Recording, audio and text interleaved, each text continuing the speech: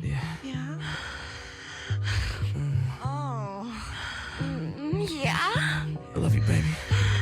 Yeah, I love you too. Who is that texting you? Nobody, baby. Don't worry about it. Nobody. It says Tina. Who the fuck is Tina? Who the fuck is Tina? Bitch, you know what? Get your shit and get out. You know what? I love you, babe, but maybe we should take a break. A break? Maybe you should kiss my ass. Sound familiar? You in a relationship and the shit ain't working. It's time for the truth. This is the voice of reason with Zoe Williams. With Zoe Williams, you just come in talking. Old unprofessional ass. As a matter of fact, just start with their mics off. Just keep them off. They shouldn't even be speaking right now. Anyway. Ladies and gentlemen, welcome to the Voice of Reason, Hot Button Radio. Dash is the app, Hot Button is the station.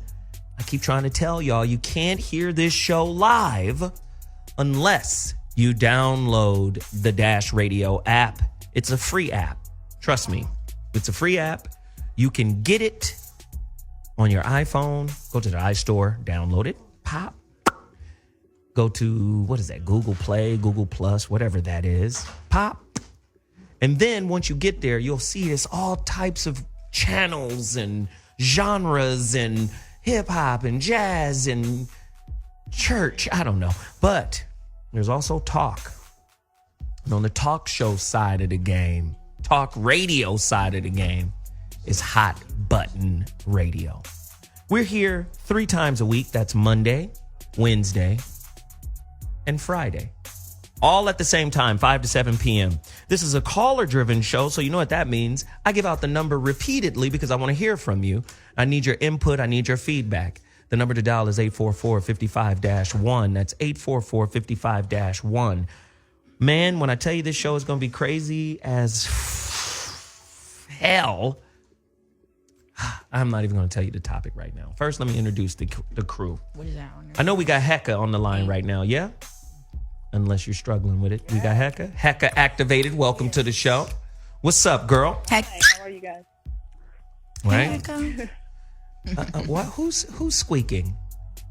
That was me. And she went and got 37 Jolly Ranchers. She is a greedy fucking panda. Greedy panda. I hope you're not sick, Whit, because I ate your crust. She went, I ate your crust. Okay. On the pizza. Wow. On the pizza. Nobody can see the pizza, bro. Oh, yeah. This is Okay, why I the cut crust on their the mic pizza. off right here. This foolishness between the young ones. They're like 2 badass kids. Anyway, welcome to the show. Wild Child and Red fucking Panda, better known as Ashonti Ford, a.k.a. Red Panda. Yep. And Whitney Tabor, Hey. a.k.a. the Wild Child. Team Tabor. Whoop, whoop. Team Tabor. Who else we got on the line? I know Veronica Conway is on the line right now. Yes? Oh, my gosh. She gave me life. Did she? She told me that after we talked. She gave me life. I've been running around in these streets just like free. Yeah, she told me. She gave me You life. have, haven't you? Yeah, I even brought this fruit tart to these bitches at the job today. I can't stand those bitches, but I brought them a tart. And she sent me a picture of it, Veronica. Like, And what did fucking I hoes. say? Yeah, I was like, I brought these sour bitches some sweet tart. So you've transformed Red Panda into Purpose Panda. Purposeful panda. Telling y'all, coaching is real. I mean, if you want to change the game, you have to shift your internal thing. And I'm telling you, you do that, game over. All right, so really quickly, let me introduce the topic. Let me get the topic going and questions. Again, 844-55-1. Get to your phone lines right now. Tonight's topic, sex-pectations. What the fuck is a sex-pectation? A sexual desire, a need, a want, a sex-pectation. It's what you want sexually. A deeper look into the truth and myths associated with sex and intimacy. Sex-pectations. Are your sexual drives and desires realistic? What if you want it 7 times a week and your partner wants it 3? God. Is there something wrong with you because you want it 7 times? Nope. 844-55-1. What is the craziest sex act you have been asked to do or expected to participate in? Listen, you're going to have to lick all this butthole. In order for me to be happy, this butthole got to stay moist. No, but Zoe is such a perv. He's always on this shit. He is. I'm just saying, girl. Wow. I like to walk around with a soggy butthole, and it's your responsibility. Literally, what? Sex-pectation is today's topic. I got questions. Why do you think so many people are so misled around the issue of sex and intimacy? What can we do to further improve the conversation around sex in America? I mean, why is it so damned taboo? And what do you think are the biggest sex myths out there? I always ask the sex myth to women, which is, if the dick is bigger, does that automatically make it better? 844-55-1. There is a such thing as too big. Yes, women have spoken about that. We're going to get to that. Men, here, this is true or false. True or false, men are not naturally monogamous, but women are. 844-55-1. Sorry, I'm gonna get you some water. Okay, turn off their mics while I set this show No, up. Jesus, they're just wild. Wild ass pandas have been freed. She was in a cage for a while in a fucked up ghetto zoo, and then she met Veronica, and then Veronica freed her ass from the ghetto zoo, and now this motherfucker is stealing niggas bamboo and wilding and giving bitches fruit baskets and just shitting everywhere. I mean, this motherfucker's free right now. 844-55-1. True or false? Women are less interested in sex than men are. 844-55-1. Are we talking about sex myths, sex-pectations, right? What is the truth about sex? And why is it so difficult for us to face the truth about sex? True or false? Men must ejaculate, right, to experience sexual pleasure.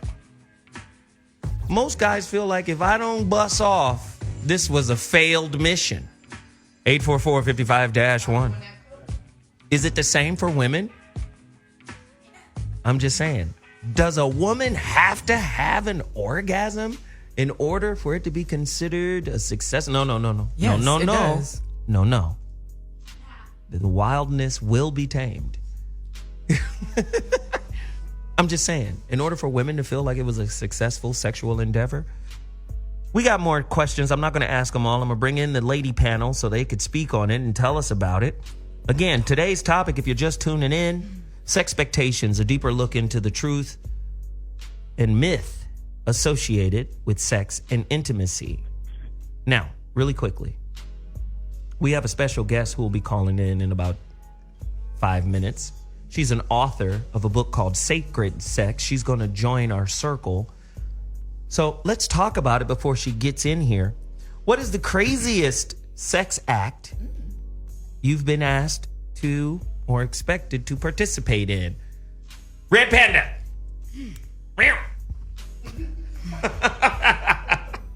What's the craziest sexual act that I've been asked to participate Soggy in? Twizzler. Can you come back to me? I will not.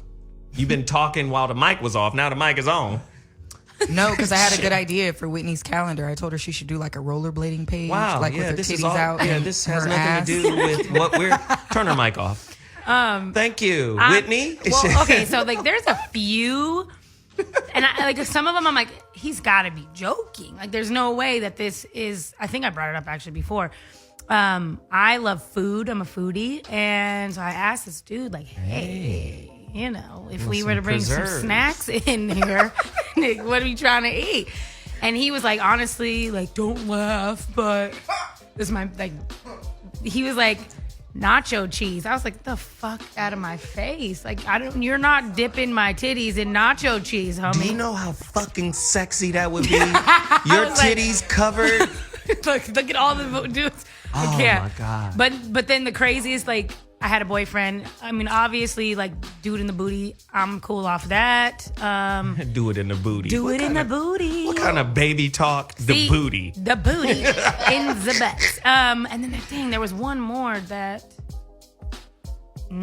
can't think. It'll come to me, so I'll pop one in there later. I bet you will. Can you imagine Whitney's titties with? I knew I shouldn't have said. I'm just saying. This is just a personal thing here. Whitney's titties covered in powdered sugar. Nigga. Oh, God. Lickety split. We would all have that. Lickety split. Look, baby talk and old nigga talk. Lickety split. Lord Damn, have girl. mercy. Yeah. Okay. I need to hear Red Panda. Ashonti, are you ready? Red Panda's got a crazy when I know it. Because she got ass. This is the thing that I just want to say. That ass first. and powdered sugar, nigga. Get over the powdered sugar. Come on, I'm not trying to get a yeast infection. Okay. I didn't say put it in your box. I said put it around the box. It would slide down. Ooh, I'm with it. Let me just say this. I'm with it. I'm sure I will think about crazy experiences as the show goes on, but let me just say this. We don't like weird lion noises when you guys come. I don't like that, at least. Like, it makes me really uncomfortable when a guy is just like, I don't like that shit. It's not sexy. It kills the whole experience. I didn't understand. Don't try to change the Say it subject, again. Ashonti. You weren't listening to me. You said weird lion? Yeah, noise? like, I don't like niggas when bust. guys, when they bust, when they make weird lion noises. I don't like that. And then, and then there was this other guy that I used to date. I love this. And he liked his nipples licked. And Ew, do so you have he hairy would nipples? like when I did it, his eyes would like roll in the back of his head. It was really weird. This motherfucker was lactating, wasn't he? Ew. Look, Ashonti trying to skate around the topic. She really is. We need to know, what is the craziest sexual act that somebody asked you to partake in? Thank ma'am? you for bringing her back. I've had sex on a freeway before as we were Nope. driving. What You was that Freaknik? Nigga, Freaknik. Oh, okay, my bad. So, sorry? Hello? that was you? No, but I need something crazy. Like, he was like, no, I want to duct tape your ass to the fucking You guys, I just don't know trampoline if I'm ready and to pile talk about drive. it. Bitch, I don't you know if better I'm ready get to talk ready. about it. Let me just warm let up. do me a favor. Cut all their mics off because they talking together. That shit ain't gonna never work. Veronica, come on in, and then Heka, because I know Heka got a motherfucking bombshell. What do you want me to do? The craziest I don't know any. shit somebody expected you to do sexually. We talking about sex-pectations. You my woman, I expect you to get me off, girl, and this is how you do it. What is the craziest thing someone has expected you to do? So, how do I explain it? I don't really get approached with crazy. I get approached with intensity, and that's two different things. Okay. Men approach me with great sexual intensity, which has nothing to do with crazy. I guess if I was going to articulate the experience that I had, it's been the most, one of the out-of-the-world experiences that I've had is the thing that I described with the jumper cables, where, I'm sitting there with Nachama, I'm sitting on a bed with a woman, we're side by side, he hooks us up with these energetic jumper cables and starts running a circuit between us. And as she experienced her self-hatred, which felt to me like pins and needles, a million pins and needles all over my body, I was literally channeling and experiencing her self-hatred. And as I let my mouth open to scream so that I could release the pain, then she would feel better. So I was basically being a surrogate to help her process and release her pain.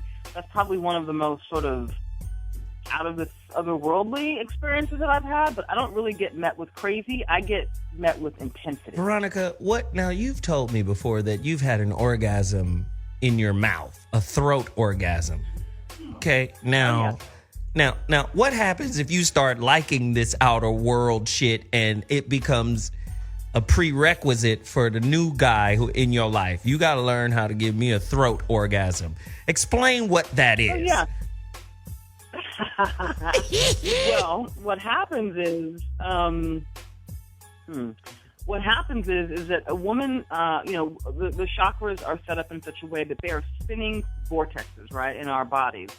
And so the heart chakra is a woman's positive pole.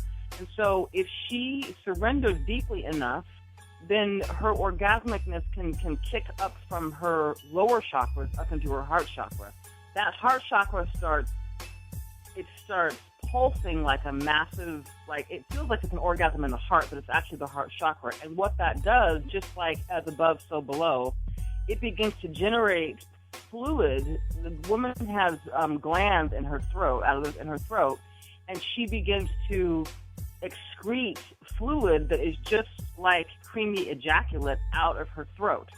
What happens when this begins to happen is this energy begins to climb from the heart to the throat, which has a chakra, to her third eye, and all the way up through her crown chakra. So she begins that process. Not only is it pleasurable and satisfying and crazy, and you feel amazing, but it actually begins to palpate this conversation directly to God. Now, see, what happens when that becomes an expectation? Who's going to be able to live up to that? Listen, I'm going to need you to get me to bust off in my throat. Huh? You mean me bust off in your throat? No. Because here's the thing. Let me answer that, Zoe, because what happens is if I'm vibrating at that level of frequency, if a man is sort of near my frequency, if he steps into my field with me, he will begin to be able to do that almost automatically because my vibration, I squeeze him into my vibration, and he sort of discerns the ability to do that. He's got to be on my frequency, but he just kind of automatically pops into my field and discovers how to do that. That's actually how it works. What? Okay, this is crazy. Ladies and gentlemen. You wanted to know. Yeah, Heka, I want to get your thought on it, and then we're going to bring in our special guest who just jumped in. What? Okay. Wait, hold on, Heka. Heka, hold on 1 second. I got to check somebody in this mug right now. My mic was off. Okay, it's a lot of bullshit going on, but we gonna clear it up. We have a special guest on the line. Her name is Brenda Lee. We're gonna get to her after Heka drops her jewel. Heka, speak on it real quickly. Well, I've always been a pretty sensual type of person when it comes to sexual activity and intimacy. So I've never actually been in a relationship where I've been asked to do something that's like crazy, stupid, weird. However, I will say that I did meet this guy that I didn't hardly know after I divorced my husband. And he asked me if I would strap a dildo on and screw him in the behind. Wow. That was quite interesting. Yeah. Our engineer guy is hiding his butt. Did you do it? Did she do it? Needless to say that I never, ever spoke to him again. Did you fuck him in the ass? She just said she never spoke to him. No. I mean, maybe she fucked him and then didn't talk to him. I never had sex with him. Tooted I and never booted. touched him, actually, to be honest. Wow. That was probably a good idea. Not at all. Let me ask you guys a I question. feel like we should judge the guy. Let me ask. Why do you guys think there's such a taboo around sex? We want to bring in author Brenda Lee, right? We want to bring her in. She's written a book called Sacred Sex, if I'm not mistaken. Barbara Lee? It's Barbara Lee. Thank you. I need to get, thank you. Let me hold this to my face. Barbara Lee is on the line with us. She wrote a book called Sacred Sex, and she's really going to drill down, no pun intended.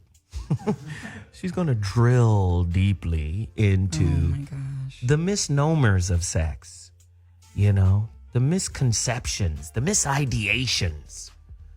Are there such a thing as sex myths and truths? Barbara, welcome to the Voice of Reason. Yes, so. Hey, how are you? Hey, Barb. I am good. How are you? As you can see, we have a lively bunch here. Mm-hmm. Yes. We want to know, what is the problem surrounding sex? Why is there such confusion? Can you shed some light? I think the biggest problem is that we don't have any opportunities to have those conversations. The conversations that we do have tend to be, you know, in the locker room or on the playground or in kind of fear-based, shame-based teachings from our parents and our teachers and our pastors. And we don't have any place to just talk about what real sex is like and what real people experience. Why do you think it's so difficult to have a conversation about sex, Whitney? people are scared to be looked at crazy. Like the guy, Heka didn't talk to that dude anymore because he liked a different type of sex than she wanted to partake in. You think Heka should have continued to talk to him? No, I don't think. If that's not her thing, then no. She did what she needed to do in her life. But I don't feel like that's why I think people don't talk about sex, is because everybody's scared that they're going to be looked at as a freak or a weirdo or this or that. And the media, it's not ladylike to actually like to fuck or have sex. Is this why most people are undersatisfied in their intimate lives? Yeah, they're on the bullshit. Let me just tell him what he Ashonti? wants to hear. I would say so. Just to kind of piggyback off of what Whit was saying, I mean, I haven't even shared my freakiest experience yet because it's like, damn, I don't want you motherfuckers to judge me.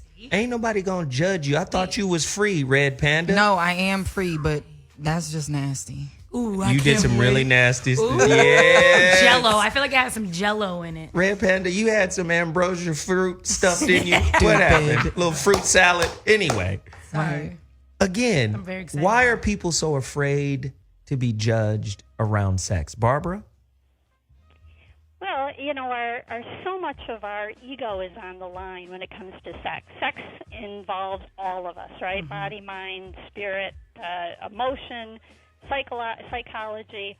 All of us is on the line, and we make ourselves incredibly vulnerable when we engage in sex. And so we seem to seek out information when we see it in the magazines and we find it on the internet, and we just play into the continuing myths and stereotypes because we want somebody to tell us what it's like and what we should be able to expect and what other people should be able to expect from us. So as your other guests were saying, there's this living up to expectations and not wanting to be embarrassed and not wanting to be judged. But what that does is it disallows the opportunity to have realistic conversations with each other because we've read all of this material that tells us one thing, and we assume we need to live up to that instead of really testing the waters. Barbara, where do people get your book? I want people to connect with your book. Where do they get it, and what is it called? I think it's called Sacred Sex, right? It is. It's Sacred Sex. The subtitle is Replacing the Marriage Ethic with a Sexual Ethic. And it's available on Amazon or at my website, thesexminister.com. She is a minister in this, y'all. She is going to preside over your broken bed. Listen, when we come back, we're going to get to Veronica. We're going to get to Heka. This is a woman's show right now. We want to hear your opinions, ladies. Why is it? I believe most women out there are shriveled up on the inside because they know if I reveal the full freakdom in me, this dude is going to run. He going to judge. He going to be like, Lord, have mercy. I can't handle all of this that she got to unleash. That's what I believe. Most men, they say they want to freak in the bed, but when they find out how deep the rabbit hole of his woman's freakdom goes, They be scared. they're like, oh, hell no. You didn't tell me, you and your uncle. I meant, I'm just saying. It gets bad. You just took it way too far. Way We're too going to far, a way break. too Thanks quick. for tuning in. Hey, let me tell you now, this is a real conversation. Don't ever be scared up in here. Ever. Uncle, Nowhere. though, Hey, that's yes. just Wait a minute. done. Actually, Red Panda. Thank you. See, that's how we have to do it, Red Panda. Ever since she's been liberated by Veronica, Red Panda has lost her ever-loving mind. Listen, we're going to take a quick break, and when we come back, Sex-pectations. What are yours? Are they realistic? Are they unrealistic? I mean, at the end of the day, do you or are you living in a relationship that's really sexually unfulfilling and you're afraid to talk to your partner about it? You're afraid of what you might lose. When we come back, we're going to deal with the rest of it. Voice of Reason, holla! And we're back on the Voice of Reason, Dash Radio, Zoe Williams. We got Team Tabor in the building, Whitney. Hey, guys. We got Heka activated. We definitely have Miss Veronica Conway. And we have guest author today, Barbara Lee. A couple questions to put us back on track. Sorry, I just had a weird... To put yourself back on track. Right, yeah. Jesus. A couple questions to put us back on track. Men are not naturally monogamous, but are women? Myth. You must orgasm to be satisfied. one more. Is a difference in sexual IQ between you and your partner a source of constant conflict? Ooh. I want to throw it to Veronica and Heka. Yikes. Sexual IQ. Like, Yeah, what's one up of with you that? are sexually dumb and the other one is sexually advanced. Can you go into that, Veronica and Heka? Okay.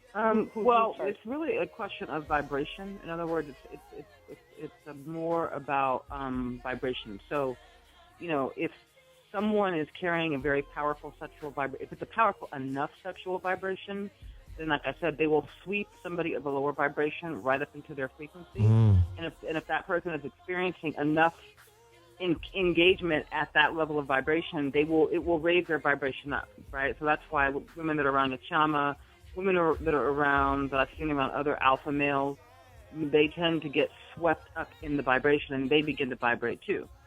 So it doesn't have to be a mismatch, but somebody would have to be very sexually aware of the dynamics to not have it be a source of conflict. Heka? For most people, it becomes a source of conflict because they're misinformed about the nature of reality and relating.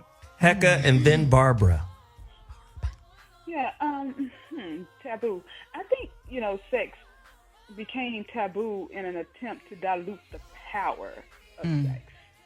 I think we put way too much emphasis on the freakiness and the pleasure of sex that in reality we failed to go deeper into the magic of sex. We failed to really know and connect with the realness of sexuality, like the power of manifesting and creating. That's the most important part of sex, in my opinion. Good stuff. Barbara? Yeah, I agree that sex serves a lot of purposes, procreation, pleasure, emotional fulfillment, but it also it can be an incredibly spiritual endeavor. And I think that we have in our culture embraced a very shame-based attitude towards sex. Wow. And we end up, you were talking, Zoe, about men being naturally not monogamous and women being naturally monogamous. And that really comes out of the same kind of shame-based teachings, which leads men to feel like they have to be sexually aggressive, even if they aren't necessarily naturally that way. And we have this counter-teaching with our women that they're supposed to somehow be innocent and not sexual beings. And we grow up with these very mixed messages in the midst of a society that is sexualizing and objectifying everything. And in the midst of that, to find our own identity, to find our own sexual core, and to experience that great erotic energy that lies in the deepest of our spirits when we share that with another. It's an amazing experience, and we have so many barriers to that because of the way we are brought up and instructed and informed in the society in which we live. And you know what's really interesting? This is why I always look at people and the way they behave and what they think as a computer, right? The person is the computer, the hardware. But what they think and say is the software. This is how I view people. And I'm not just calling out anybody, but if you're dogmatic, say you're Catholic or say you're some religions, religious or something, I see that as like this outdated software that's operating. And I know if you're really, really religious, you're probably going to have black and white thinking. And if you have black and white thinking, there's going to be judgmental, right? This judgmental observation, right? So I'm looking at all of these things and I'm saying, okay, if I'm not in alignment with this person's ideal, there's going to be conflict. There's going to be I have to fit whatever construct they're looking at me through. And I think that's problematic, right? And we never get to a space where I'm living in this free, open, non-judgmental space, right? I can't be as freaky or as sexual or as intimate as I want to be, because if I am, that look of, where did you learn that from? Right? If you've ever experienced that look of, dude, what school did you go to learn that? You know, you do something with your partner and you get that fearful, oh my God, where did you get that from? Look, 844-55-1. Man, I got a story. You got a story? Go ahead, Whitney. Well, just the shaming part. So I had a sexual partner, and we only had sex once. We talked, whatever. And my faces. I'm a small woman. I'm one of those. I don't really need 17 inches of feet of Man dick. meat. I'm cool. So he had a nice You should, size. baby. He had a nice size penis. And you need any more? during when I'm about to bust or whatever, I have the worst O face. My faces are ugly as hell. Oh, Whitney busting. I'm like, "Mrr," like I look like somebody's panda. dying. Anyway, so he stops like mid stroke and is like, "Why are you making that face?" And he made the face, and I'm like, "What the fuck is wrong with my face?" I was like, "Man, okay." Then 3 years later, I see him out recently, like a month or two ago. And we're still friends, like we're still cool, like whatever. We never had sex again because I was so embarrassed because of my ugly sex face, apparently, that I was like, well, forget this. So then he comes up and I bartend. He comes up to me and he leans over and he says, "How you doing, Whit?" He says, "How does it feel to know that you have the absolute best pussy in the entire building in here?" And it was very graphic and kind of not romantic at all, but it made me feel like, yeah. He's whack. Ugly Any face. Nigga, yeah, any great nigga that's pussy. gonna stop it for the face is whack. It was crazy. I mean, we finished, but I mean, come on. the shaming, it definitely lasted for 3 years. I was like, dang, now I'm going to cover my face every person I fuck. You know what's also crazy? What I've experienced is if you're too freaky, a guy looks at you not so much like fearful, like where'd you learn that from? Or he looks at you like you've been with 150 people just because you know how to do a simple acrobatic turn. What kind of gymnastics? This is I'm gonna have to write a new version of the relationship dismount. You just do a backflip on the dick. A simple fucking dismounted landing. On the dick. What type of trapeze artist? Anyway. Well, and I like BDSM too. I'm into that. I don't even know. Really? Yeah, that's like the bondage and warming up honey and burning I like nipples. how she looked at my titties when she said warning I know, up I'm honey. warning I'm up. Yeah, we're gonna put them on pause for a moment because there's a lot of sexual tension in the building between Red Panda and the Wildflower.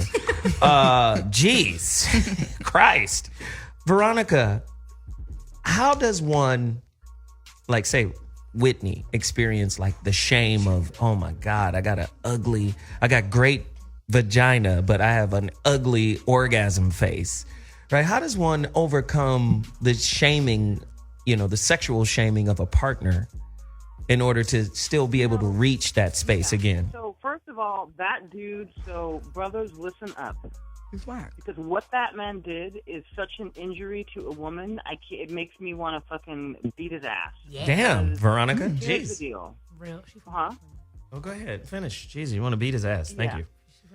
Yeah, because here's the thing. If a woman is open and receptive and taking in your energy and availability to you, that is one of the greatest gifts that you can have. And if you're so shallow and vain that you have to stop and pick apart certain sort of, material plane aspects, or you pick apart that, then you're insane. And so what's true is that if in that moment of openness and availability, if she then has to shut down in shame, then that creates an energetic imprint in her. Like she said, it took her 3 years to get over it. So any man that is so not present in the moment and he's got to sit in his judgment phase, he needs to have his ass whooped. Mm-hmm. Okay. And Veronica just the lady to do it. Okay, don't get them. They're like two brand new puppies. You throw them a bone and then they just get them. Right? Jesus, don't get them too started, okay? Heka, you want to expound on the ugly old face? Oh, the ugly old face. I want to expound on the misleading. So you don't want to expound on what I asked you? Okay, it's cool. Just go ahead and do what you want to do. It's cool. I understand. Just go ahead. It's fine. I totally agree with her. She said enough. But the misleading comes and I'm sorry? No, go ahead. We just laughing. Go ahead. Okay. I think a lot of the misleading around sex, at least for the black community, comes from the music. I mean, we hear stuff about, daily about how they're going to beat the pussy up and they're going to bone her out and, they're going to fuck her real good and all that stuff. And, most of these men are just really talking because they're not really doing anything in bed. I mean, I know we speak in no absolutes on this show, but in reality, they're not really doing anything because I talk to women every single day that are in their 30s and 40s and they've never, ever had an orgasm. Wow. They've never experienced an orgasm. So if you're so good at sex, why is it that there's so many women out here that has never, ever experienced an orgasm? Right. Wow. Is that... Okay.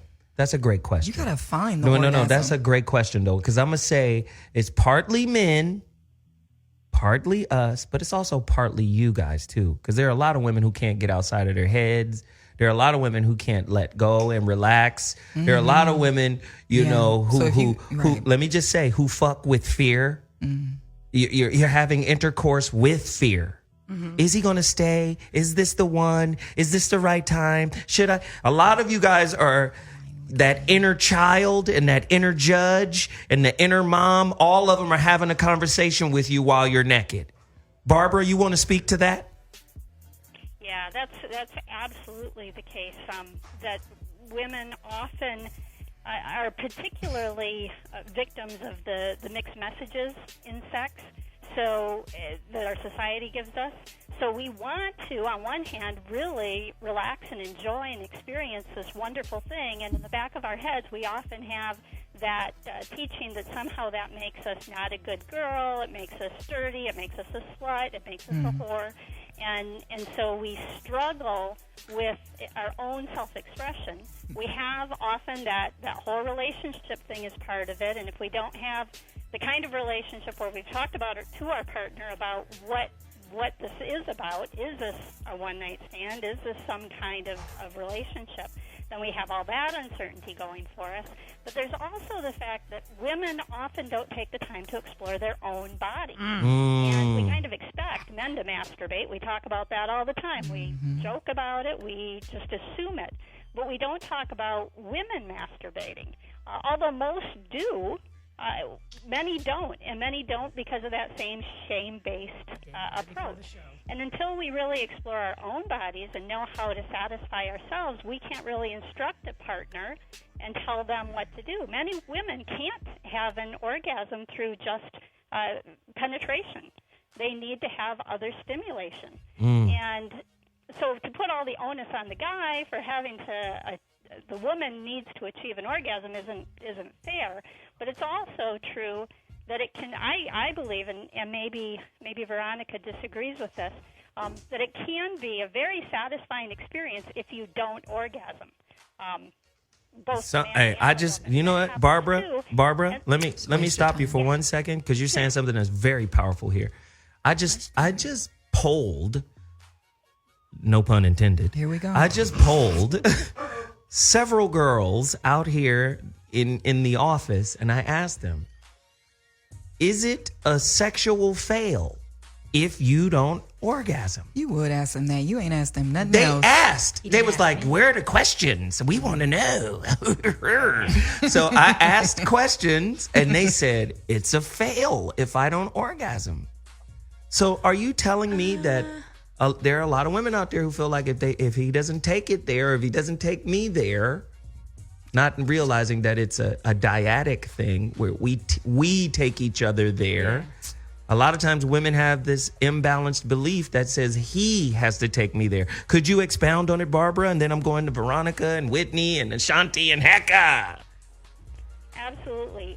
This is, orgasm is about a mutual endeavor. And so it's not, we need to know our own bodies in order to be able to adjust and find that right rhythm and place and positioning. And we need to be able to put ourselves in that place for that stimulation and to ask for what we need. And we can't ask for what we need or position ourselves appropriately if we don't know. So we need to do that. One of the problems is that we have more and more people, men and women, faking orgasms. Wow. Because either they feel like they have failed if they don't orgasm, or they don't want their partner to feel like a failure that they haven't been able to give them an orgasm. So we have the spaking, which just perpetuates this idea that sex is about performance and not about just relaxing and enjoying and having a good experience. Wow. Veronica?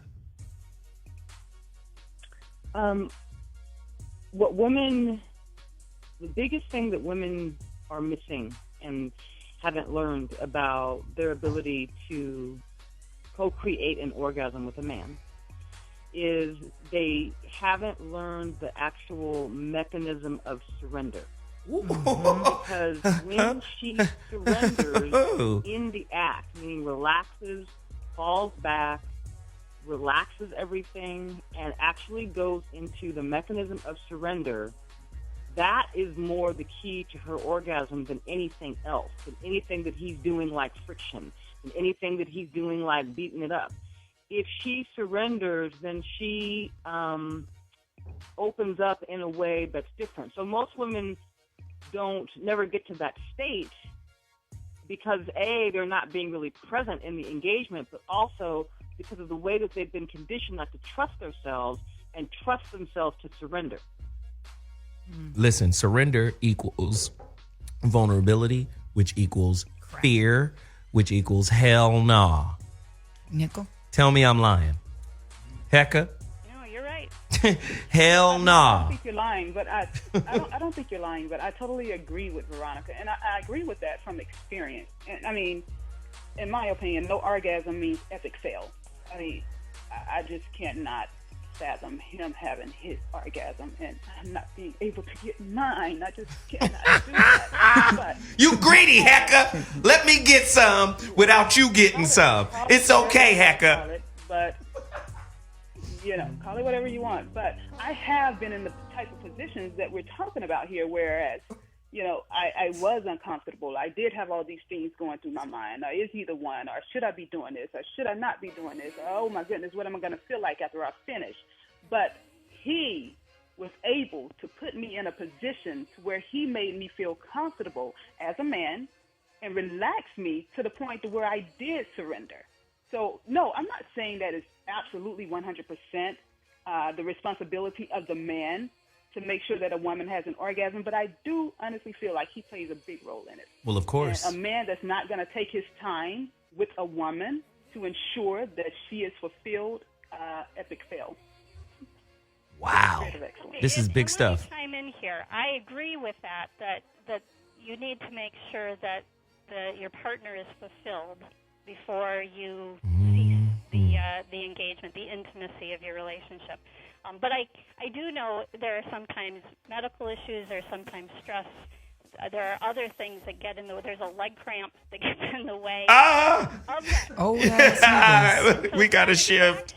That's why you can't fuck with the old niggas. Can take place without that final climax. This is what I used to do with my ex. Because she was notoriously difficult to climax. It took a long, long time. Mm-hmm. So our little agreement was, because I was like, I'm going to get mine. So you can believe that. I get mine when I walk in the door. Wow. But we made an agreement. And the agreement was, I'm going to work on you until you get it. No matter what we got to do. No matter how long it takes. And I did it all, man. Let me tell you now. I did it all. You niggas are making us all I'm very just saying. uncomfortable in here. Underbody wash, the little underbody carriage wash. I did that. Oh my gosh. I don't even know what that means. Oh, he went down on her. Yes. Got it. Did you have a hose or something? I'm just saying, I had the sushi. I did all that, the finger work. I have a question for Barbara. I did the penis, Sound like that? You got Thank you. You got to sound like you got to sound like Granddad from the Boondocks. No, please. I had to do the little penis work. I put the penis in. I stayed hard and don't do that because it makes it sound like you have a small one. Wait, hold on, and then hold on now, and then she'd ask me, don't go so deep because then deep hurt. So I don't want to hurt. Well. So what you do is you do half strokes. And then as you half stroking, then I'm going to get the little toy and put the toy on the clit. Can someone cut his And mic then- off? Can't nobody cut my mic. Damn. His mic. Cut his mic. But Can I ask my then, question now? After I finish describing some of the wonderful times I had. Now he's the grandma from the Right. clumps. How did he turn into the grandma from the clumps? Fucking Miss Crazy. Doubtfire.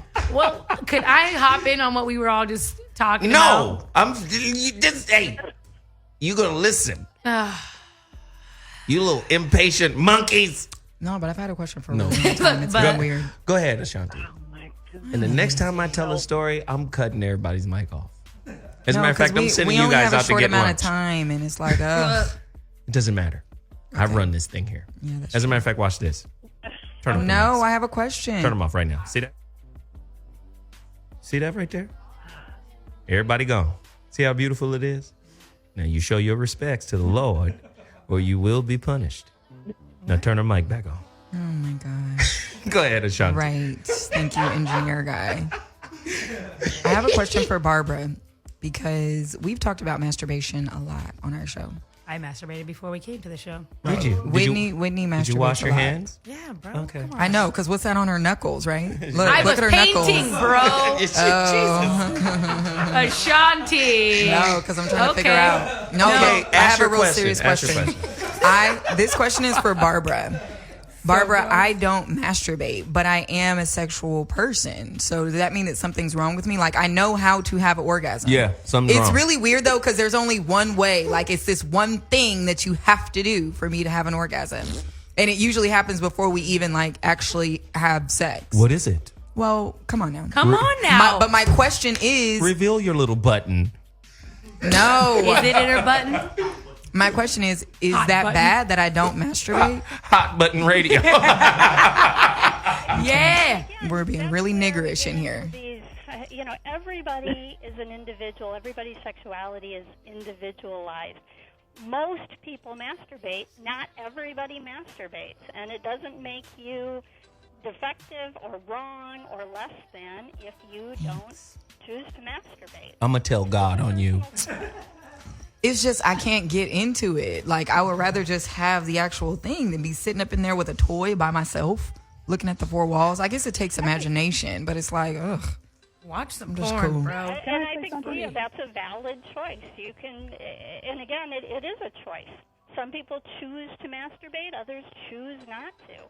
And there's, I think masturbation can be a wonderful tool of self-exploration, of self-pleasure, of self-understanding, of sexual release.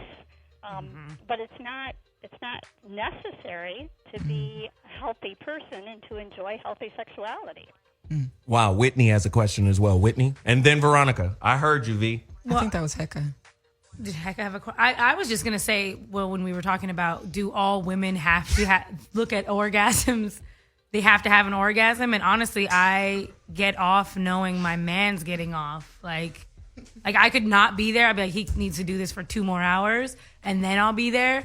But then if he's like, yo, I'm about to come, I'm like, what? Me too, crazy. Like when I know that I'm like doing it for him, it does it for me. Mm-hmm. That was all I was saying. I like it, turn Whitney. on. Yeah, that's not unusual either. That's women particularly, and I hate to draw too many distinctions that are man and women because I think we all have masculine traits and I think we all have feminine traits. Mm-hmm. But in general, women are geared towards feeling satisfied when we satisfy others, and so.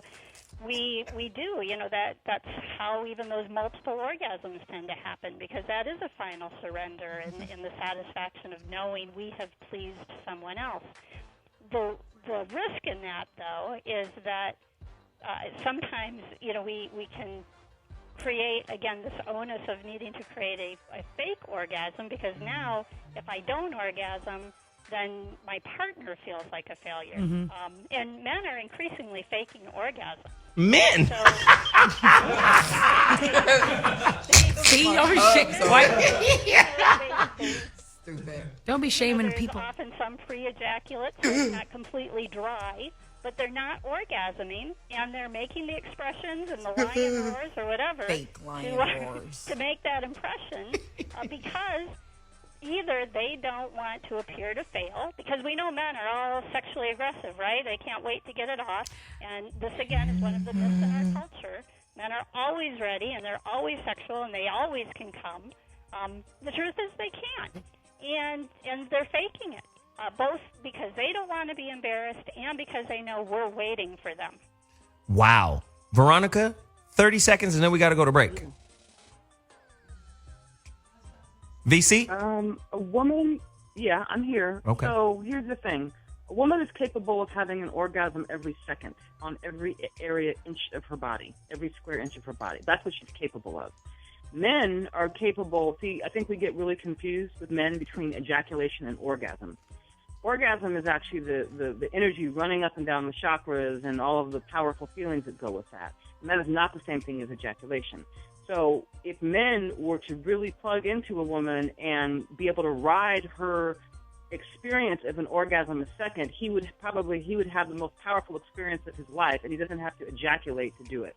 Wow. That's heavy, and that's deep, and it's strange, too. But let's do this.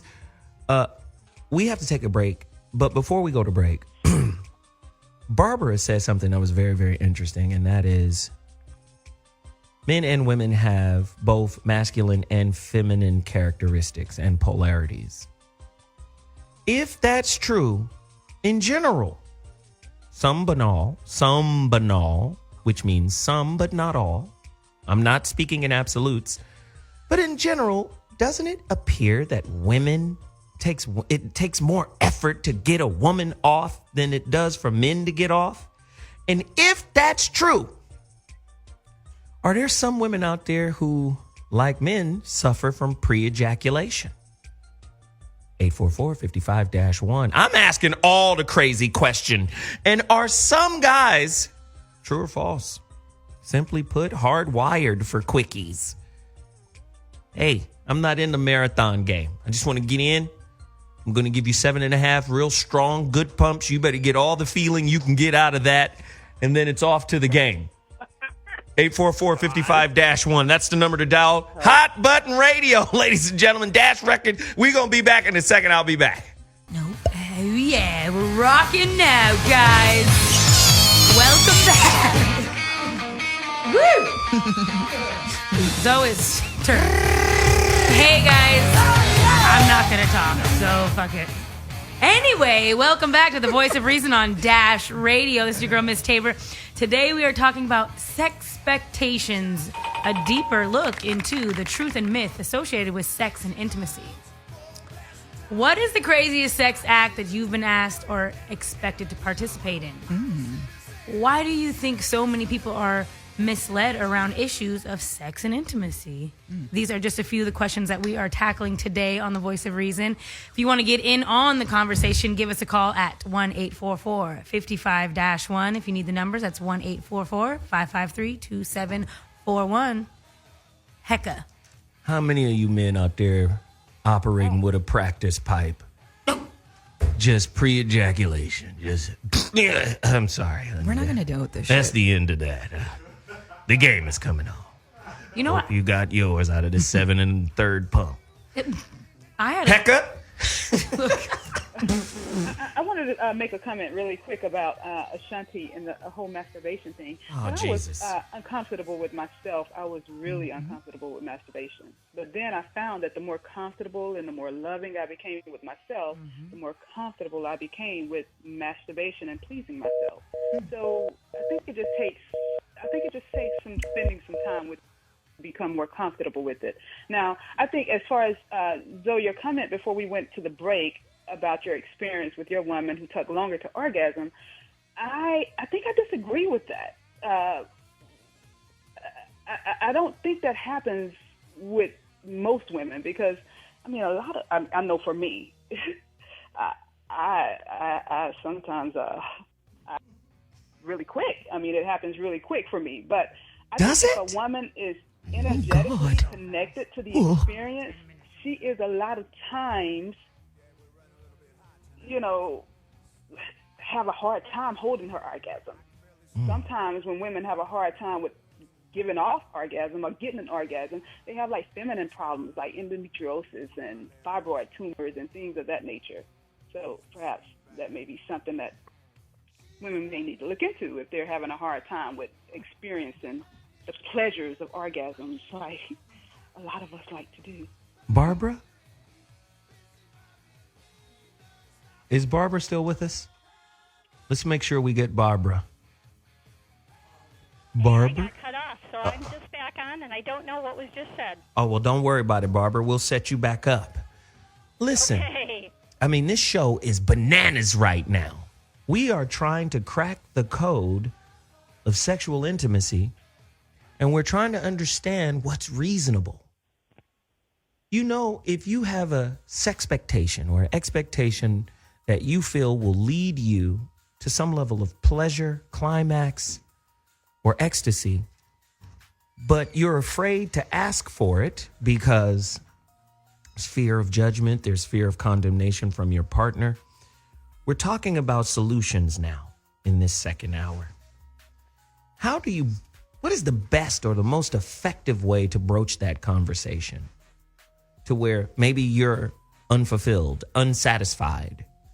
How do you come to your partner without offending them and saying, without blaming and saying, it's your fault that I'm not getting off, right? How do you come to them and say, this is how you can better help me to get to that space? And you're asking me? Yes. Okay.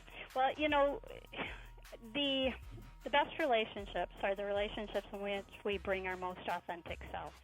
And so we do need to challenge ourselves to be honest about who we are and to have those sometimes challenging conversations. Sometimes people are more comfortable writing, sending a love letter initially to kind of break the ice about those kind of conversations. But that's what, you know, true intimacy is about being who we are and about accepting other people as they are. So if we want to have a deeply fulfilling relationship and we want to treat ourselves with as much love and compassion as we can, then we need to find the courage to have that conversation. And if there's been an opportunity to grow trust and respect in the relationship with your partner, then that conversation is that much easier. Wow. Listen, this is what we're going to do right now. We're going to open up the phone lines. They've been on fire the whole time. People have things to say. They have things to ask. Ashonti, you have become the most wayward radio personality in the last 2 days since you've been liberated from your fear cavern. Turn her mic on, please. I have to have permission to have my mic turned on. Yes. What I want you to do is give out the number. Go, Panda. Please, Panda. Call in the Dash Studios Voice of Reason, 844-55-1. Let me repeat that one more time for you guys. 844-55-1. Doesn't she have the most beautiful voice? I mean, wow. God, her throat orgasms are probably on point. Right. I understand. That little jelly box must be resonating now. Okay. I have a homegirl that told me that I should be a sex operator because they will never see me. But they sent me a script. I'm like, whoa, this is just too off the deep end. Say it, please. Okay, now we're in another. I don't remember, we're okay. Sorry. I guess they want to be back on punishment. Nope. Is that what it is? Okay, Ashonti, please give out the number, please. Again? One more time, yes. Oh, sorry. You see that? Turn our mic on. Thank you. The number to dial is 844-55-1. Jeff, you're on line 3. Speak to us about it right now. Let's go. Unrealistic sex expectations, brother? Hey, Jeff. You there? Hi, Jeff. We will not judge you, No, Jeff. we're gonna give him a couple seconds because it's obviously Boost Mobile. Jeff? Cricket Wireless?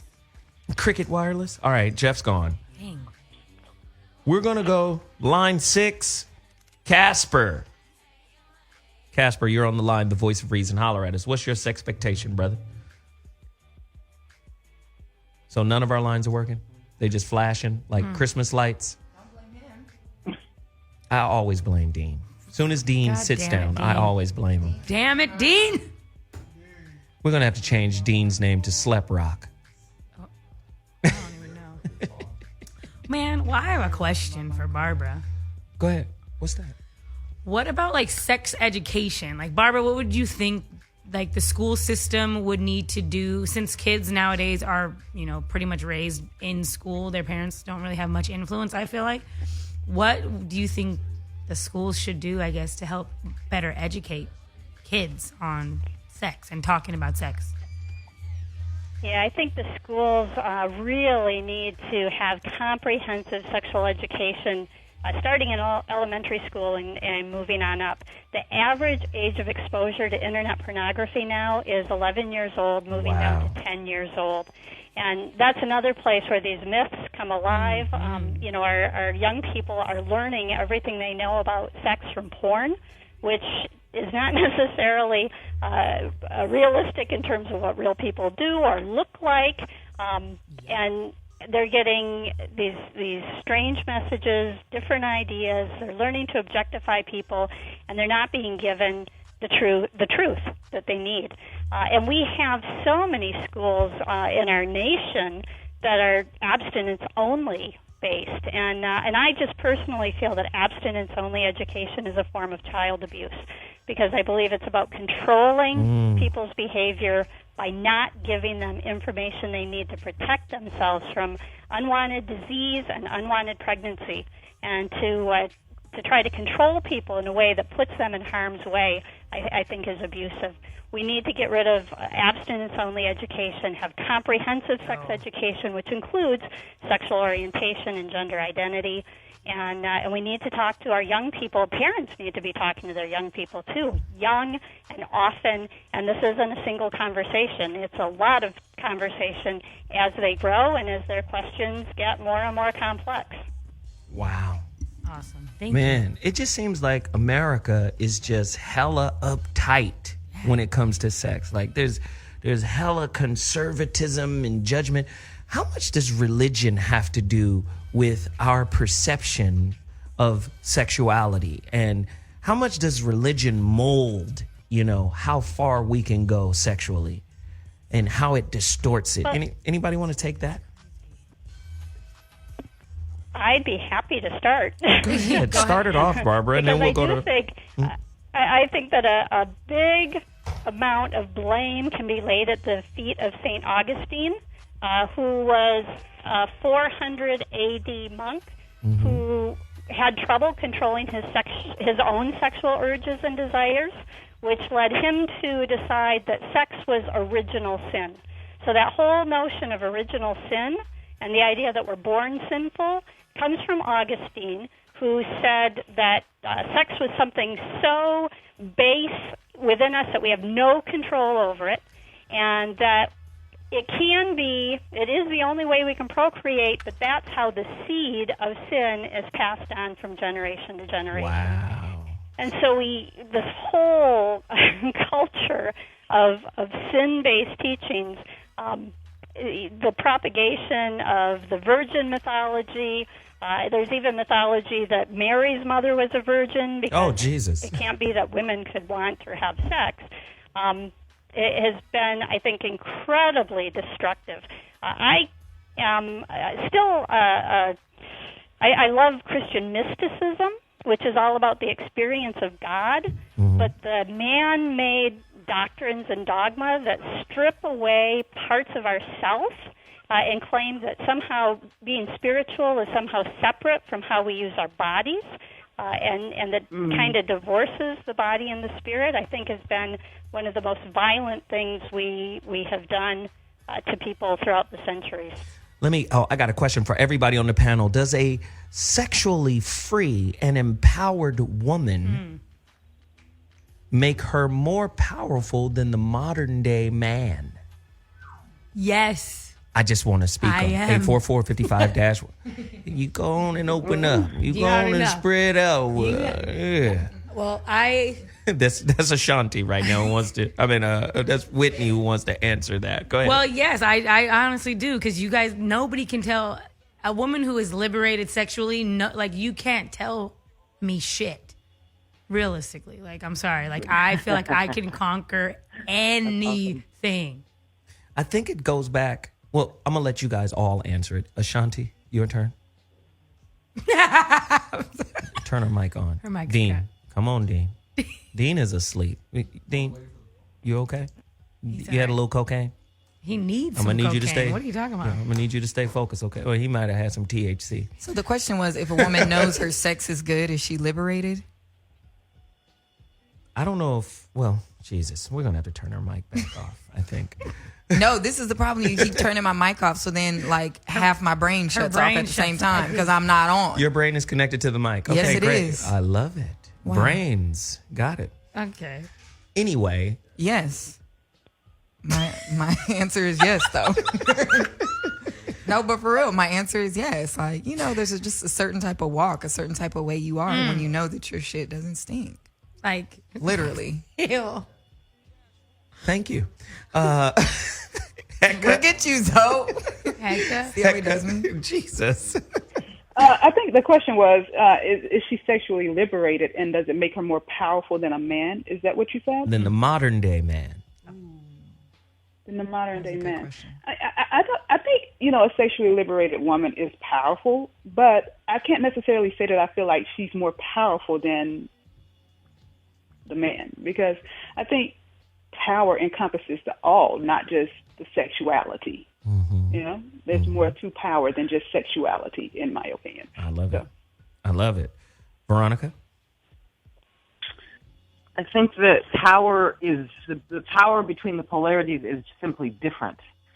So a sexually liberated woman is really, she is the magnetic polarity. Mm-hmm. And so when you talk about the law of attraction and she's sexually activated, she actually can polarize everything in the universe towards her, right? And the man is electric, so he is meant to go out and charge things. When they come together, they create an electromagnetic current, and that is sort of that's perfected sexuality, and they can both draw things to them. So it's not that one's more powerful than the other; it's that it's actually they're meant to be in different lanes, and so much of the dysfunction that is happening in the world today comes from the fact that we have fucking abdicated our lanes. Man, that's good. That's good. That's good. The reason why I said the modern day man, this is why I advise women against dating traditional men. Traditional means socially traditional, because socially traditional men can't stand you making more money than them, and they can't stand you being in your full sexual power either. They judge you by the standards of society in which we live. This is why I said the modern day man. That was the key to the whole question. A sexually liberated woman is a fucking reality generator. If a man is having sex with her and seeding her with fear, with doubt, with frustration, that's what her factory is going to create. Yep. Yep. So if a man is seeding her with empowerment, with empathy, with love, with support, right? He's building into her. She is building a reality around him. Right? We always use the battery metaphor to say that all of the power in the battery comes from the feminine side of the battery. The masculine side directs it. And if he's directing from an authoritarian, I'm the leader, 3 steps behind me, cover yourself, right? If he's leading from that perspective, he's also seeding that perspective. Are you guys hearing? Oh, I'm hearing. This is why I asked the question in the way, this is why I framed it in the way that I did. And I think what has to happen is, in order for women to get to that level, this is where I disagree with Heka, men can't lead them. Women have to lead themselves into that space. And this goes back to the point about masturbation and touching, feeling, connecting, and locking in and loving you first. Mm-hmm. Right? Too many times women are seeking the approval touch from a man. I approve of you. They're seeking the want me touch. I want you. but you can't be wanted by anybody until you want yourself. Preach. So because you don't masturbate, you don't want yourself. I to didn't love say that. Nope. I didn't say that. Bottom line, or cut her mic off. I don't know. Born on the 27th. Thank you. Damn. Well, what I was gonna say too is like I think Barbara touched on it earlier in the show, and Zoe's reiterating it. Music is, I think, what ties all of us young people together so much. And women aren't being powerful because they're scared to get shamed, whatnot. They're dealing with him beating it up or smashing it out, stretching it out, busting it open. Like, people don't. You like that? Yes, she does. See, you have to, like, if women would stop doing that, because I honestly, this is my opinion, I think most young women do that because they're scared he will leave if I don't let him smack it from the back as hard as I fucking can. Hold on. How do you continue this point when Ashonti is sitting right next to you and she wants it beat down? I like being thrown into walls. Okay. Well, I'm not going to shame her. Do your thing. Don't hurt the wall. But I'm just saying is, if you don't like it, if you're only doing it because you want this man to stay around, which I think I've done it. I've done it before I was sexually liberated on my own. Wait, that's interesting. You mean to tell me you participated in a sexual act that was uncomfortable, that wasn't fulfilling, just to keep a dude? This is a great question. That's what I'm saying. Like, I was literally like, oh, like, this is my boyfriend and he likes this and so I'll deal with this annoying position or whatever the fuck we were doing. Annoying position. Wow. Like, this isn't really doing anything for me because of that. And I feel like most young women are doing that because they feel there are no good men out there or he won't stay with me. Like, I feel I see that in a lot of women. Veronica, do you think a lot of women are tolerating subpar sexual, I guess, expectations from their guy in order to keep them? Wow. Go into not only that, but, you know, I think that women in a certain way are more sexual than men. Yep. We are actually wired and geared to be more sexual than men. The problem is that men are not necessarily offering the sex that we need, for the most part. Wait, Veronica, would you say men are not wired to deliver the sex women actually need? They just haven't been exposed and they haven't been trained because kind of what going back to what Barbara said earlier, you know, the way that the religion and the society has sought to shut us down and repress us and keep us from really the higher esoteric sacred knowledge around sexuality. So and to keep women from being wild, from being in their wild nature, because then you can't send kids to war, you can't control the property, you can't control all of that if the women are wild and if the women are about life, the furtherance of life itself. So I think that women are far more sexual than men, but a lot of times they are, in fact, tolerating some stuff that's not as satisfying. I would say this. If a woman is in any encounter and it's not working for her to not do injury to herself, to her spirit, to her being, she needs to confront that lovingly and gently, but she needs to confront that because men are never going to learn unless she has the courage to articulate to him exactly who she is and exactly what she needs. When she stops compromising herself, then her whole life opens up because she becomes an availability for the things that are for her, and she's not an availability if she's tolerating some stuff that some man is feeding into her without confronting him about it. Wow. Barbara, speak on it. Yeah, I think one of the biggest problems we have, I think, in committed relationships is the idea that we don't need to worry about mutual consent anymore. Mutual consent's a big buzzword now because of campus sexual assault and because of date rape, but it's a much bigger issue than that. And I know dozens and dozens and dozens of women have worked with them who feel like once they get married, they give up the right to have agency over their own body. And I think that also happens in other relationships before marriage. And as your guests were saying, I think a lot of people put up with things so that they don't lose their partner. that whole idea of mutual consent can't be emphasized enough. Yes means yes, no means no, maybe means maybe, and I won't punish you by treating you badly or withdrawing or being a dick if you don't give me what I want when I want it. No, absolutely. Barbara, we want to open up the phone lines for you, really. We have Red on line 3 from Missouri. Red, do you have a question for Barbara? It's more of a, I guess, a simple statement, really. Mm-hmm. Go ahead. Is when it comes to intimate relationships, would you say that men are not as present? Just talking to some of my friends, it seems that seems to be more the problem in relationships, especially with them dealing with their girlfriends and wives and such things like that. They're not really present in the moment of the actual act of sex. They're thinking about something else, they're doing something else, and they're not really in it. That's interesting.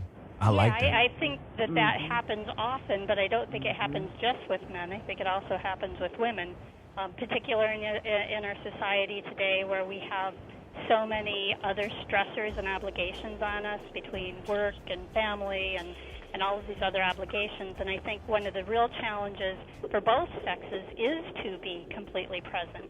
I think that's how people are able to experience those kind of ecstatic orgasms that Veronica is talking about, that we all need to discipline ourselves that way to be totally present in the act. And men do tend to be very focused and directive, and so if they want to be there, then they can be there, but if they're somewhere else, that definitely is going to impact the quality of that intimacy in the sex act itself, but also in regards to the depth of the relationship. Wow. Hey, Red, thanks for the call. We really appreciate it. I'm going to ask this question. Do you think today's modern man and woman just simply lack the mental focus in order to have and sustain a great sexual relationship? People forget that your brain is really the engine behind all great sex. And a lot of people, let me just say it. Can we just say it? When you talk about America, you're talking about the land of the dumb. Most people are dumb. And what happens is sex is just an escape from the mediocre mundanity of their everyday life. So it turns into this escape, and the escape isn't well thought out. It's not like, it's not like the holodeck on Star Trek Next Generation. It's not like another fantasy they can go. It's really just a momentary pause in this endless stream of normalcy, right? Just whoop-de-whoop. Am I off when I paint it that way, guys? The girls are not listening. Turn their mics off. They're not even listening. No, I'm just kidding. You guys. I don't think so. I think you're right. Ahead, I think sex is often treated as a routine, as something that has to be, it's that release, it's the stress reliever, it's just kind of what we do without bringing that kind of focus and attention and really care and sensitivity to this incredible energy that we have to share with each other. Wow, that's good. I'm just thinking, when I see people of today and I interact with people of today, to me it just seems like sex is like the new blunt. Mm-hmm. You know what I mean? It's just the new blunt and the new Swisher Sweet. Give me a blunt, give me a pull, get my digs up, It's just, you know what I mean? The word I've been using, though, is trivialization. And I think that's the real risk for our young people, is the total trivialization of sex is just nothing special anymore. Wow. Veronica?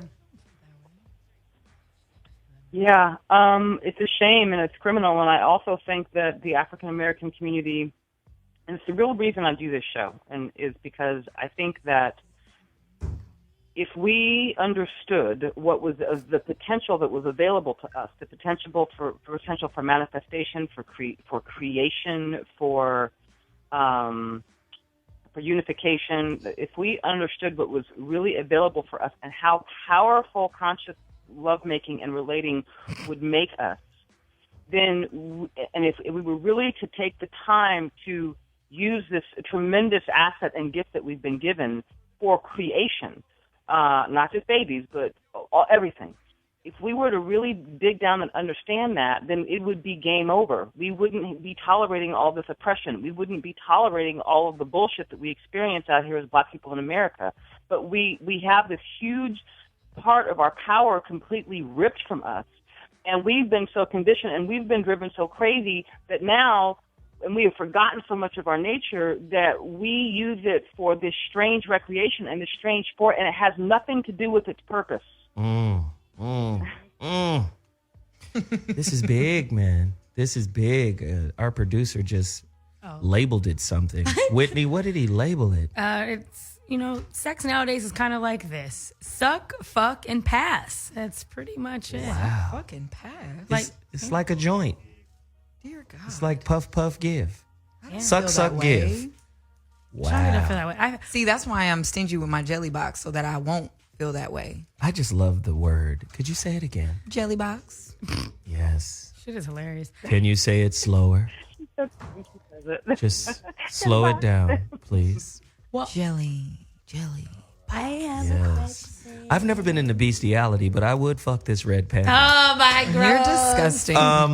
Anyways, moving on. I was like, so in the beginning of the show, Zoe asked all of us, "What's the craziest?" I want to know what's the craziest something you expected sexually from somebody, Zoe, or experience. I'm gonna say it right now. She's got to swallow all the time, every day. That's crazy in your world. Listen, oh my God, Ashanti is a freak. I know Ashanti is asking. a freak. She's like, been swallowing. Ashanti's a weird freak. Whitney said the craziest thing, and it's like, oh, they got to swallow. Like, first off, Ashanti doesn't swallow. Nope, sure don't. I don't want any kids growing in my Ashanti throat. is like an antimatter freak. It's like freaky, but no. It's like freaky cross, freaky Jesus. And I'll hold it out all the way until it just can't bear anymore, and then I'll give it up. I'll make it seem like I'm not going to give it up. But then, so can I ask the panel, too, all of the ladies, since we are a judge-free zone, we do what we want here at Hot Button. I want to know everybody's, like, sexually liberating, like a fantasy. Like, for myself, it would be to completely cover me and my partner. That just means you're yelling. I'm pumped up. I know. I was like, wait. Turn it down. I just want to say, everybody out here, look, turn it down, Whitney. Look, I'm so used to my mic being cut that I gotta yell through this shit right now. Right, exactly. I feel you. But no, ladies on the panel, sexually liberating, something that you've always wanted to say or do sexually, like say it. Be liberated. Do you. Right now, Ashanti, go. Damn, why you guys always do that to me first? I feel like you need to be liberated the most, boo. All right. Wow. Open it up. That little prison jelly box. One thing sexually that you've always been like, you know what, that would be just amazing. That I've always wanted to do. You always want to do. Just like walk up to a random, really, really hot girl and just like have sex with her right then and there. Nice. Veronica?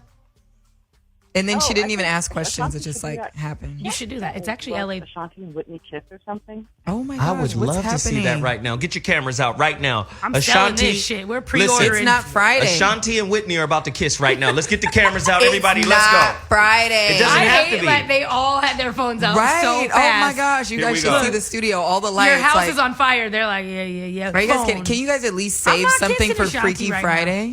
We don't believe in Freaky Friday. I'm the one who runs If this Whitney show. and I Here we decide go. to kiss, it will be in private, not in front of you fucking coons. And I'm selling Okay. that shit on my website, Here we go. misstabor.com, if you guys want. Here we go. Exactly. We might choose to send it to you, but we're not going to be in here like, oh, we're going to do this for Zoe and the team. Like, Okay, here we go. Cut the mics. Jesus. No, Just what I thought. Just what I thought. All talk. Fake freaks. Okay. Fake freaks. Ladies and gentlemen, fake freaks. Faux freaks. Faux freaks by PETA. No animals were harmed in this kissing. Jesus.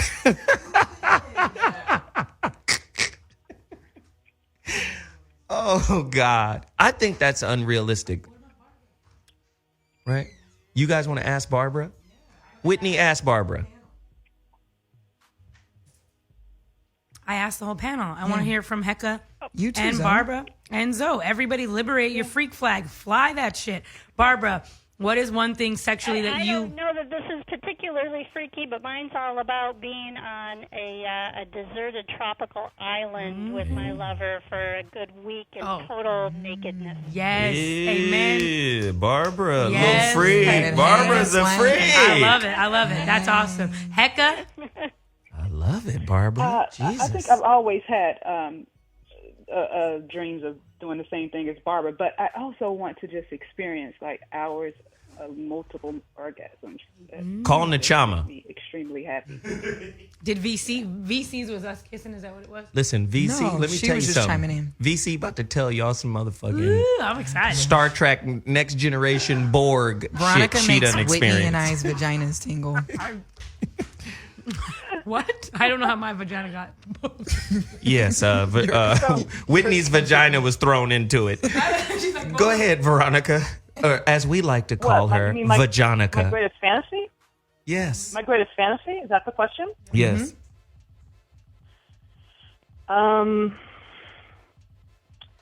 don't think that there. Whoa, this is going to sound so strange. I don't think there's anything.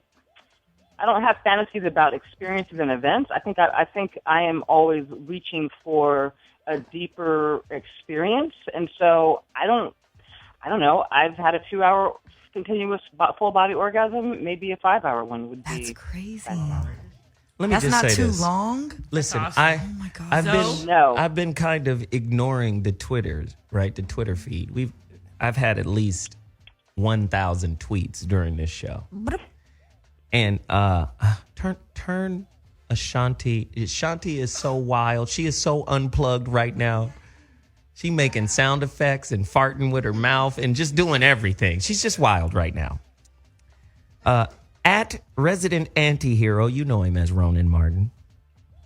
He called a penalty on Ashanti. He said false freak flagging, 15-yard penalty, automatic loss of downs, 4th and down on Ashanti. Hey, silence of the lambs. I can't get drunk around Ashanti because she gonna get me. She's gonna red panda me. No, almost on the low. Oh God. No, listen, I want Veronica to tell us about Nachama. Nachama, I've met so many different women, including Veronica, who've had experiences with Nachama. And that 5-hour, not a 5-hour energy, a 5-hour orgasm is possible when dealing with this specialized spirit energy healer. Can you just talk a bit about the brother Nachama? He the homie. I done had several conversations with the brother. He the homie. He's a powerful dude, especially for women. Speak on it. Yeah. So I think that, where do I begin? So this man has made his life's work in terms of understanding not only sexuality but also how it relates to spirituality. And, we have to understand that this is an energy world that we live in. We are all just walking vibratory creatures. And so, and sex, back in the mystery schools and back in the days when they actually understood things more than they understand them now, they understood that sex was a staircase to God. That the male and masculine and feminine union, actually the circular, yin and yang, and the circulation of that and the electromagnetic force actually opened people up to enlightenment. So he has developed a way, because he's experimented and he's worked with probably 4,000 to 5,000 women. He can have sex at a distance, and I don't just mean sex that is, phone sex. I mean pure energetic sexual experiences that have you, where there's no touching, there's no nothing, and you actually experience you can experience 2-hour orgasms, 3-hour orgasms. And orgasms in your throat. The reason that that's, yeah. and out of your throat. So one of the things that he realized is that as above, so below. So the woman's uterus and the glands that are in her vaginal walls are a mirror of what's in her heart chakra and in her throat gland. So she is capable of having actually not only orgasms out of both places, but simultaneous orgasms out of both places. And the thing to understand about the quality of the interaction and the quality of the work that he does is it's not just orgasm for orgasm's sake. This is a way of opening up men and women to their divinity. And one of the reasons that the planet is in such dire straits is because women are not being interacted with in a powerful enough way that they can actually open themselves to their divinity.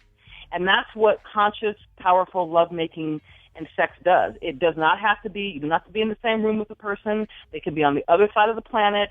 It really doesn't matter. So I just think that it's some of the most powerful stuff on earth. Wrap it up, Veronica. Yeah, go ahead. No, finish your thought, baby. So I think it's the most powerful thing on earth. I think it's one of the most important things that we can do in our lifetimes is to get this thing healed.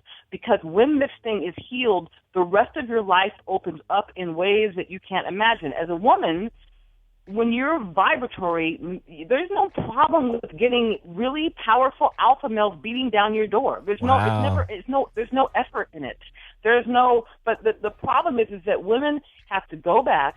And this is the thing. People think, 2-hour orgasm, that's fun. But what people have to understand is what precedes the 2-hour orgasm is you squaring off with your fear, your pain, your shame, all the places where you've been slut-shamed. You have to relive that and process that and burn that off because the 2-hour orgasm is on the other side of facing that. And you know how ugly and scary that's going to be first? A lot of people don't want to do that. That's part of being a human is hiding from your flaws. It's part of the human condition. I mean, even look at your relationships, right? Clinicians, psychologists, the relationship scientists. These guys created something called the enhancement bias, right? You look up the enhancement bias in sociology, right? You look up enhancement bias, and it'll tell you most human beings overlook. Okay, turn off. What are you beating up your microphone? Jesus. She kicks her mic's ass every show. And we're talking about Ashonti, of course. She is literally a panda. Anyway, the enhancement bias.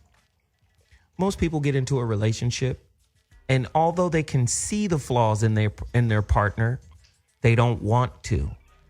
They tend to aggrandize the good aspects of their partner because there is an innate desire to want the relationship to work. So with the enhancement bias, what they found out with the experiment is that it lasts about 18 to 24 months, somewhere around there.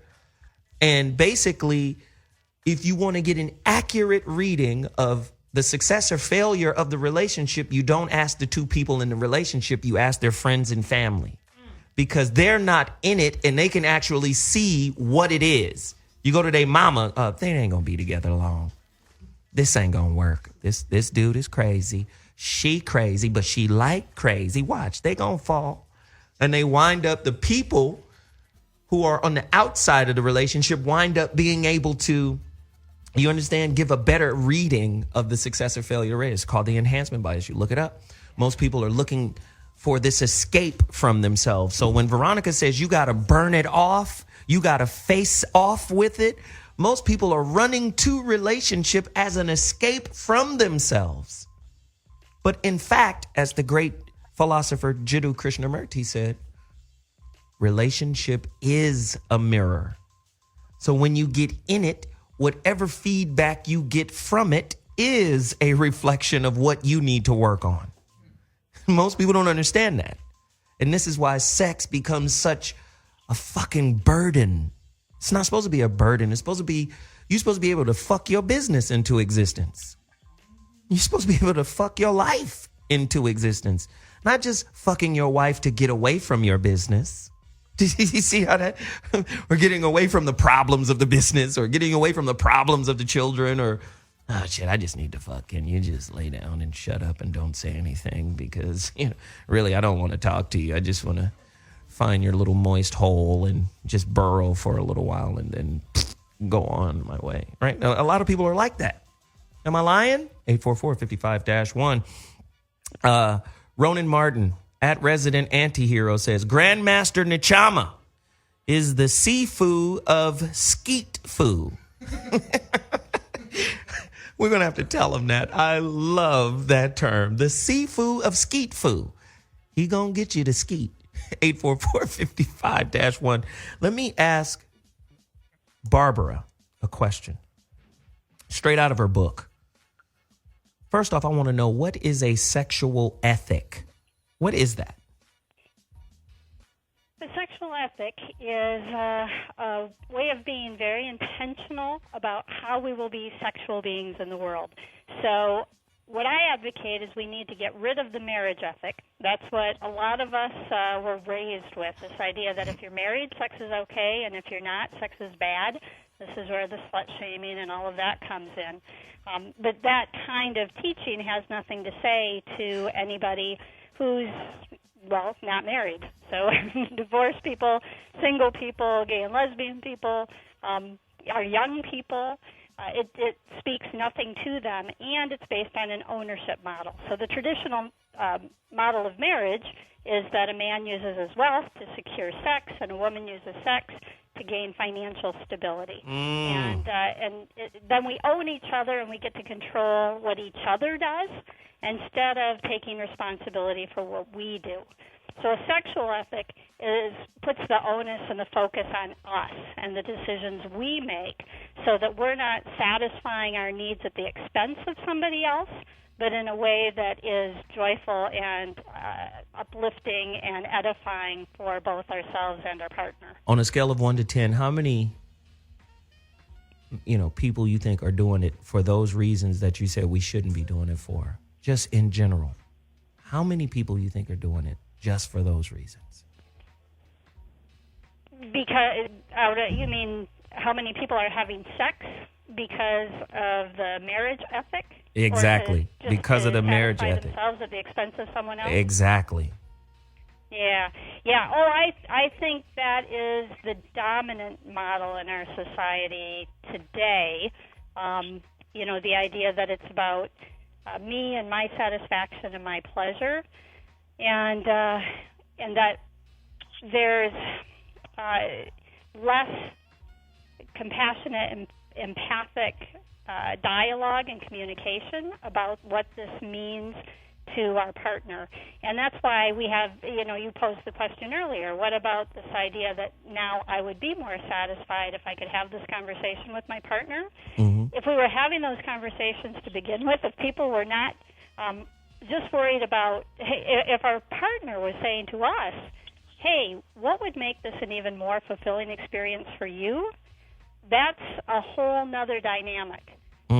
We tend to approach everything that we're the center of the universe, and if we can change that perspective and truly enter into the polarity and the wholeness and embrace our partner's needs, then I think we end up with a radically different experience. And I wanted to say, too, Zoe, I loved what you were talking about, the enhancement bias fallacy. Yeah. Mm-hmm. I think the other piece that comes into that is that when we are in that process of kind of aggrandizing and idealizing our partner, they're also doing that to us. And I think a lot of that whole falling in love piece becomes seeing ourselves through these other eyes that do see us as wonderful and perfect and haven't seen all our flaws yet. And I think in a sense we start falling in love with ourselves, and which is a wonderful feeling, but until we can love ourselves through our own eyes and not through the eyes of our partner, then we continue to put ourselves at risk of rejection and hurt, and we don't embrace that confidence that we were talking about earlier. That sexually empowered woman is the confident woman who's claimed her own power and authority. And the same for a man. If his self-worth comes from seeing himself through the eyes of a partner who's idealizing him. Eventually that's going to change. That's going to go away. Reality's going to set in.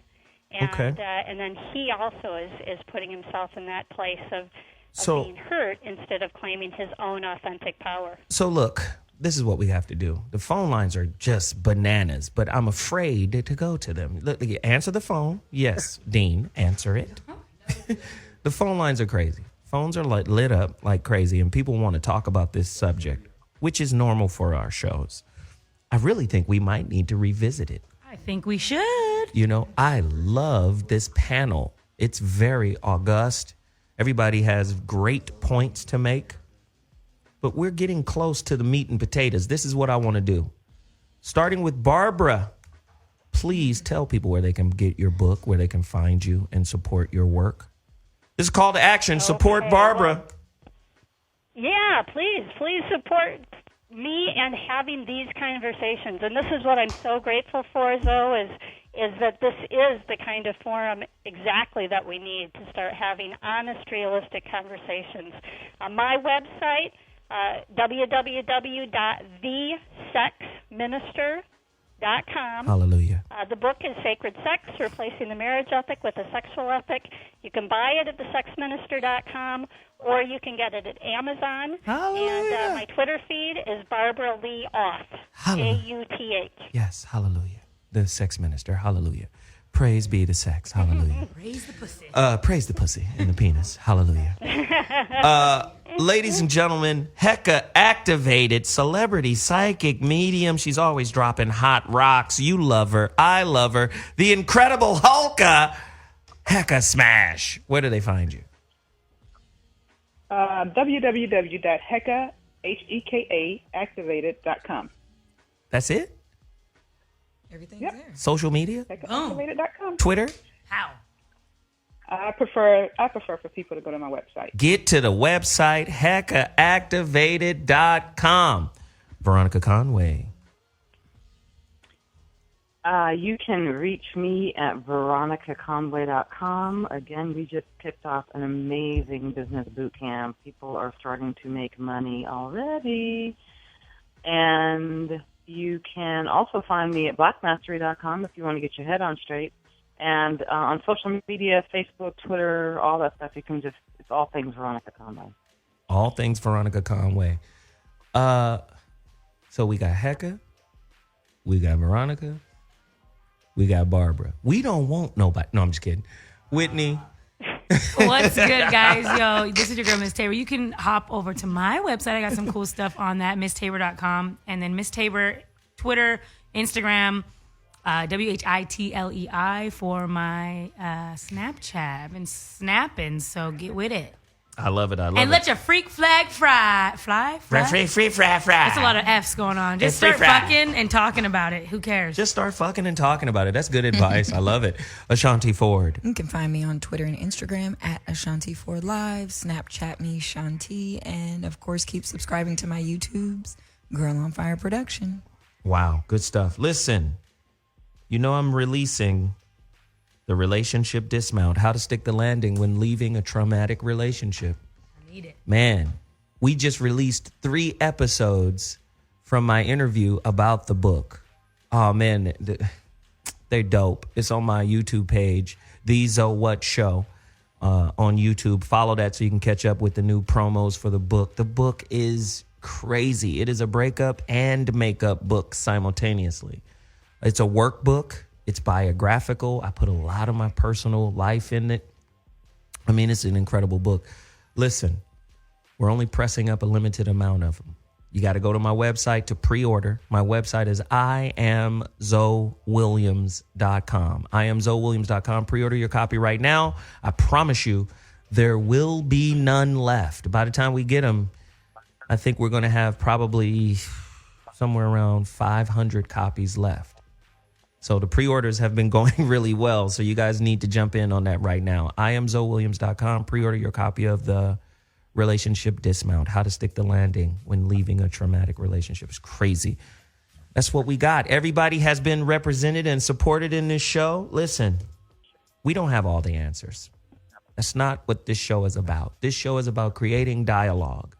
You want to talk about it, listen, tune in, participate, or wait till somebody bootlegs it and uploads it, because they do that a lot, don't they? Don't they upload this show? I don't know who's bootlegging it. Yeah, they do. And it's kind of funny to go and watch and listen to the... What? I want to do... I told you to do that. There's somebody that rips the shows. There's somebody that and there's rips all kind of shows. comments and stuff on it. It's funny. Really? It's crazy. So people do that. And even if you want to get all of the Voice of Reasons, you got to go to SoundCloud and search -radio.